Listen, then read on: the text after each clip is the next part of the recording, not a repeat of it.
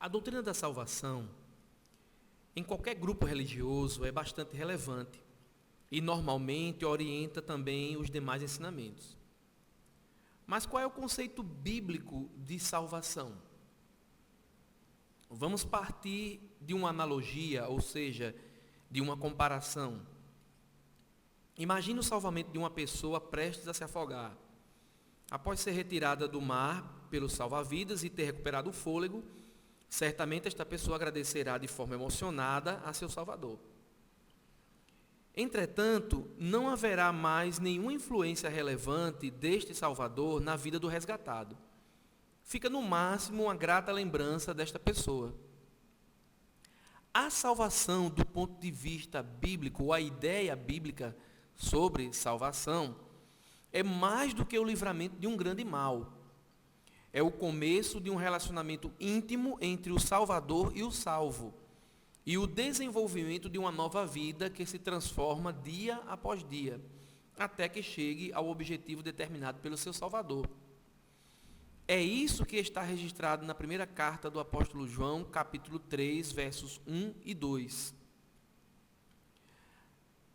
Amados, agora somos filhos de Deus, e ainda não é manifestado o que havemos de ser.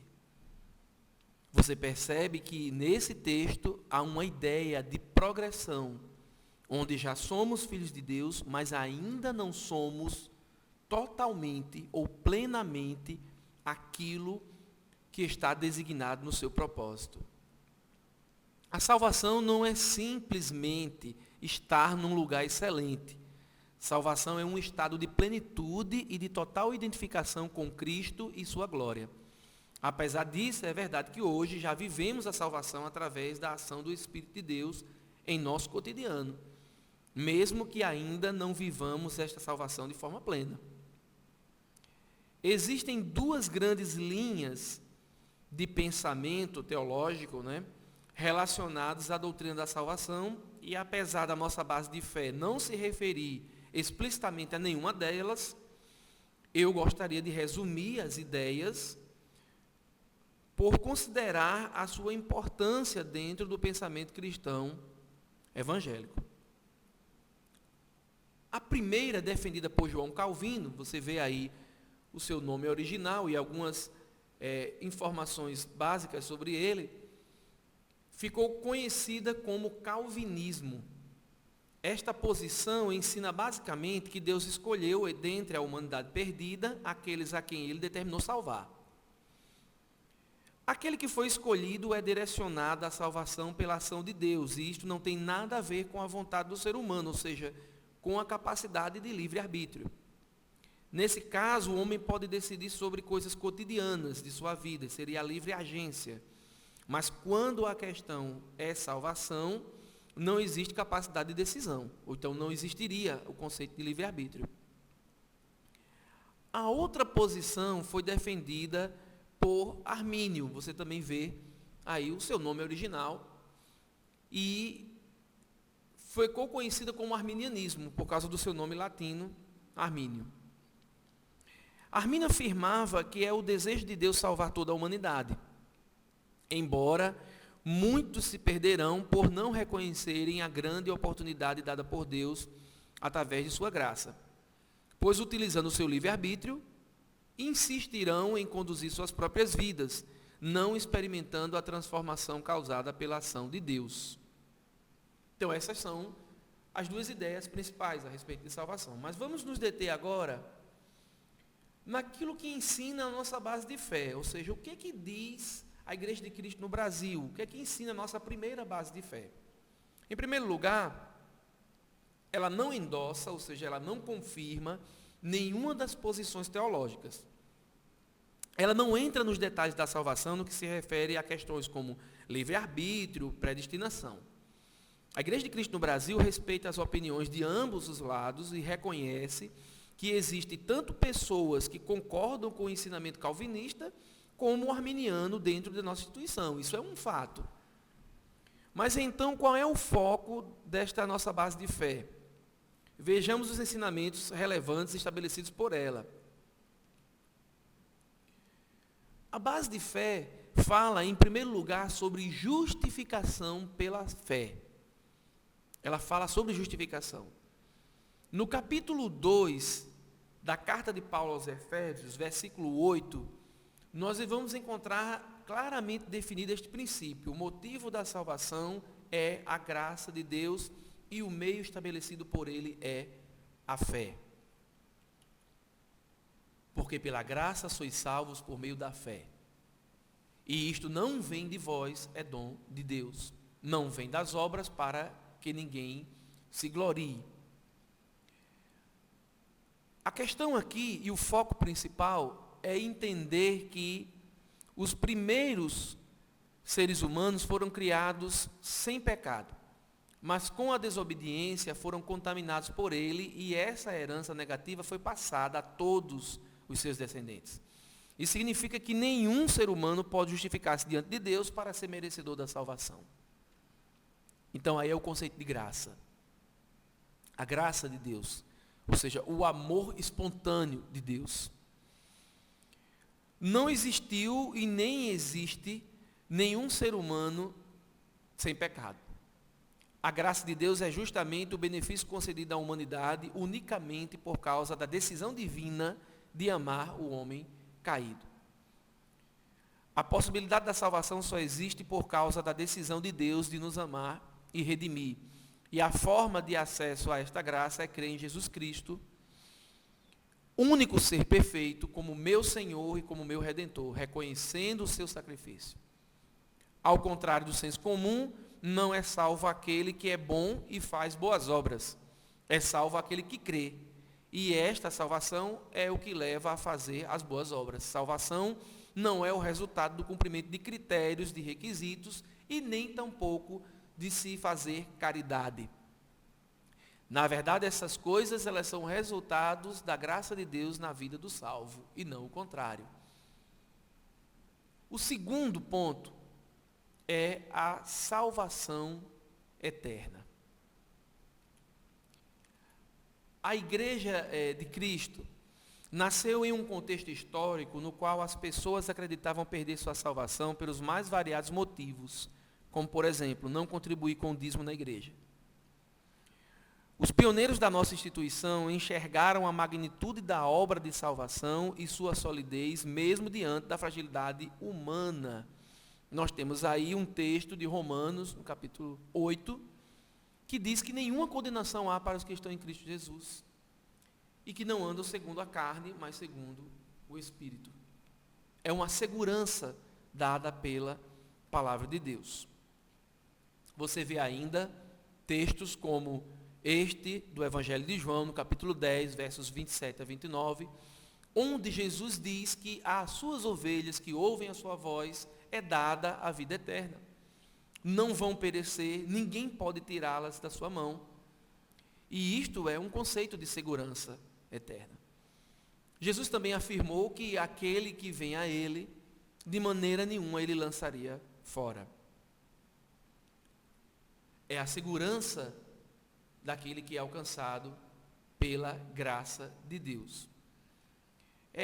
Existe uma expressão utilizada pelos pastores na Igreja de Cristo que diz: uma vez salvo, salvo para sempre. Essa expressão, ela não está literalmente em nenhuma das nossas bases de fé, nem tampouco na nossa primeira base de fé. Mas ela é utilizada para enfatizar esse princípio, não é? E esta frase ela foi mal interpretada por alguns que afirmavam que a Igreja de Cristo ensinava que uma vez que estamos salvos, podemos pecar à vontade. Nossa denominação jamais afirmou tal coisa. E nós vamos ver isto ainda no decorrer dessa explicação. O que nós colocamos aqui é esse texto de 1 João, capítulo 1, verso 10, onde nós entendemos que apesar de estarmos na graça de Deus, nós não estamos isentos do pecado. Não estamos isentos. Se dissermos que não pecamos, nós vamos fazer de Deus mentiroso. E a sua palavra não vai estar em nós. Não é? Porque o pecado é algo presente, sim, mesmo na vida de quem foi alcançado pela graça. Mas existem aí algumas implicações que nós vamos analisar. O texto utilizado, ou a frase utilizada, salvo uma vez, salvo para sempre, não quer dizer o que algumas pessoas argumentam. Isto significa que uma vez que recebi Jesus como meu Salvador, tenho segurança eterna de salvação, então posso conduzir a minha vida como quiser? Claro que não.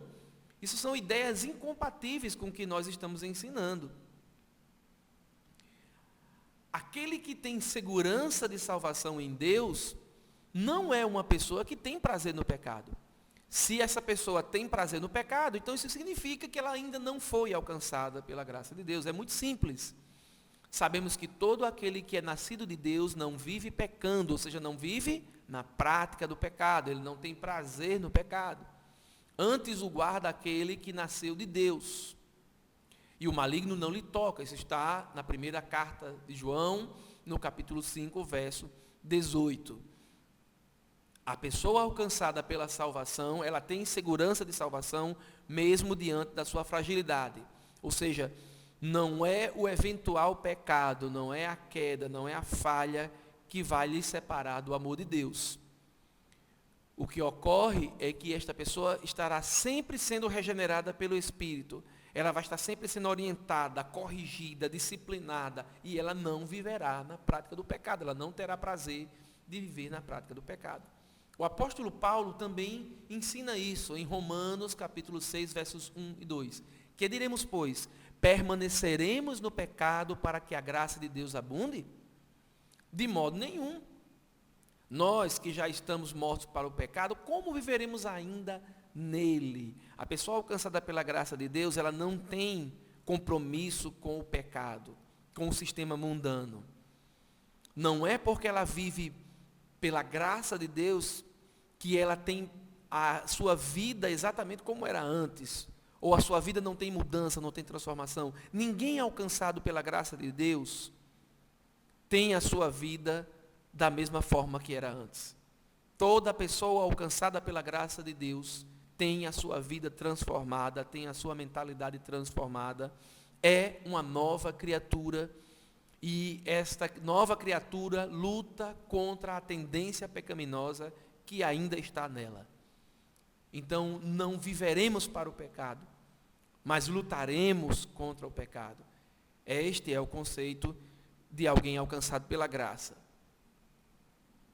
É importante entender qualquer que seja a linha teológica seguida, a orientação teológica seguida, se predestinação, se livre-arbítrio, é importante enfatizar que Deus, em sua onisciência, sabe exatamente quais criaturas suas serão salvas e quais se perderão. No entanto, Ele permite que todos venham à existência. Isso é um fato. Ele, na sua onisciência, sabe quais aqueles que se perderão e quais aqueles que serão salvos. Isto é algo que é compreensível nas Escrituras. Nós entendemos nas Escrituras isso claramente. Porque Deus não criou autômatos. Deus criou seres inteligentes. Deus criou seres racionais. Um ponto importante que nós queremos deixar bem firme.